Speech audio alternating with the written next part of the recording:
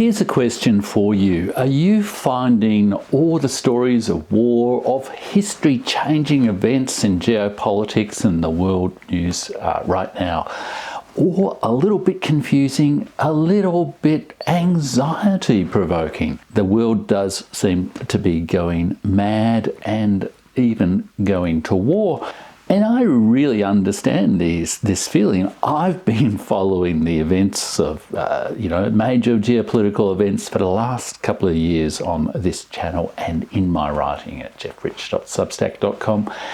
And sometimes I wake up in the morning, I just check the news and I worry whether something catastrophic has happened that will sort of end the world as we know it. It's a not unreasonable fear, but it is also a fear that for your mental health, you need to find a way to detach from. Because the trouble is, there are so many competing narratives out there about what does it mean that this is a history-changing event? What really happened in the past? What do these events mean? Is that side of the story or that side of the story the correct one? Is there really only just one correct side of the story? And the thing about narratives, and we all talk about narratives in talking about politics these days, is narratives is one of the great mental faculties human beings have. It is the way in which we make sense of the world. Narrative is not just spin doctoring, it's not just silly stories. It is actually a very complicated way of making sense of the world.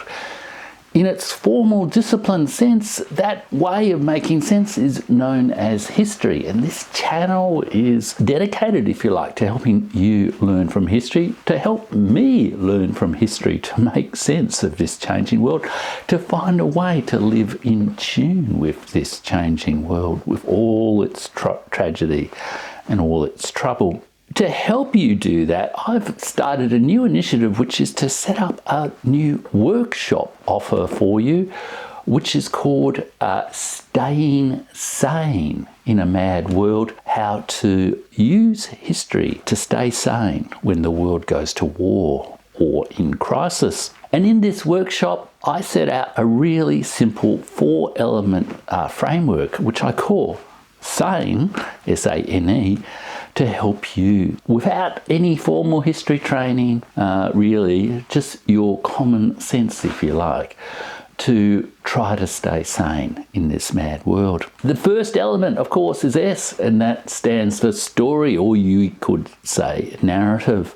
Stories are how we make sense of the world. Stories are fundamental to history, but the thing about stories is there's always another side of the story, and I show you some more subtle ways of thinking with stories in history in the workshop.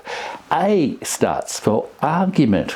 Well, stories can be a form of argument, but if we really want to work through the big issues we face together, we can't just rely on metaphors and stories. We do need to boil down the nature of the arguments that people make.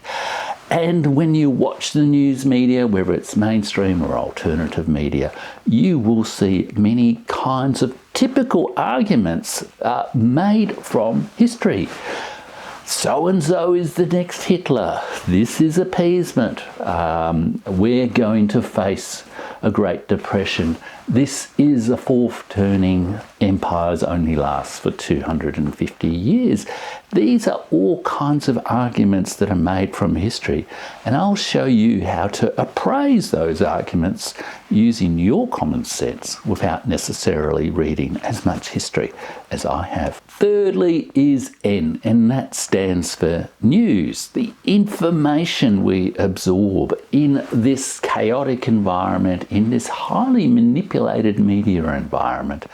And I've worked as a government official for 33 years. Trust me, I know it is a highly manipulated media environment.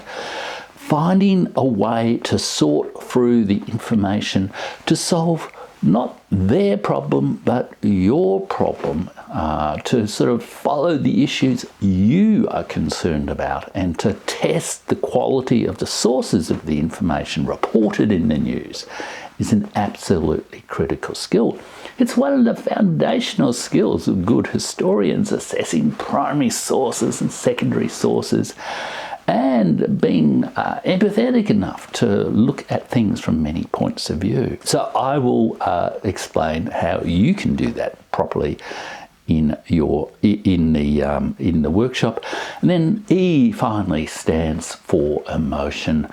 We like to think we're rational creatures, and our emotions do serve our purposes very well. They're actually very important indicators of situations, but especially in a situation of war or global crisis, sometimes our emotions can get the best of us. We might feel loyal, we might feel resentful, we might feel revengeful, and those emotions can lead us into some very dark places. So I'll give you my advice from a lifetime of studying history and working in government with all sorts of people to work through very sensitive and complex issues that provoke very strong emotional responses like drugs and violence and mental health.